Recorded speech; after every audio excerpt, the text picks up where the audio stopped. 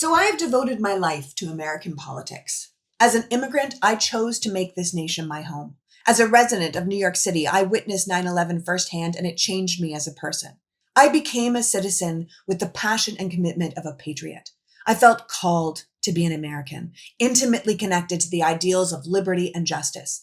I believed I moved to a heroic country, a country on the right side of history, and I have worked every day for a decade to help my fellow Americans understand their government, their political system, and their tremendous potential on the world stage.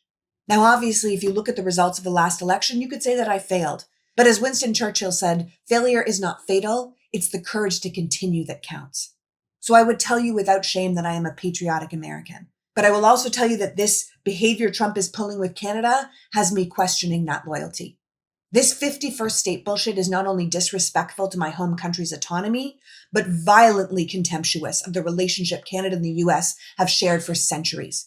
Canada is America's #1 ally and its closest friend in the world. Canadians have fought alongside Americans in every war. We have been loyal, devoted friends and compatriots in every major world conflict and have stood by America in every modern crisis it ever faced. To kick Canada in the teeth with talk of absorbing a sovereign nation like some old school imperialist is so repulsive it should shock people awake. The similarities between how Trump is speaking of my home country and how Putin spoke of Ukraine before he invaded it and murdered its people and stole its children and destroyed the world order should set off major alarm bells. Because the reason US was aligned with Ukraine and our NATO allies in that conflict was to bring home the bigger point that big, strong countries don't just get to invade their neighbors because they can. Our allyship with Ukraine, the one that Republicans are abandoning now, was to send a message to the dictators of the world that you can't just take over other nations or destroy them if they won't go with you willingly, that the world order doesn't work like that.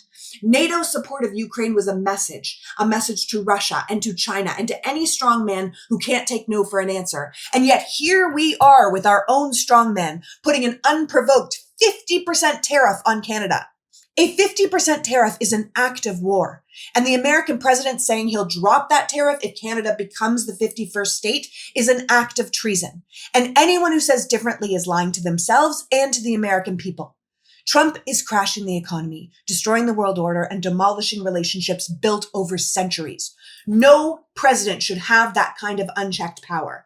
And in fact, no president does. So I look to the Republican legislators to do what they are charged with by their oath to the Constitution, their responsibility to their constituents, and their loyalty to this nation, and to shut him down. You are the check on this behavior, and you need to do something before it's too late.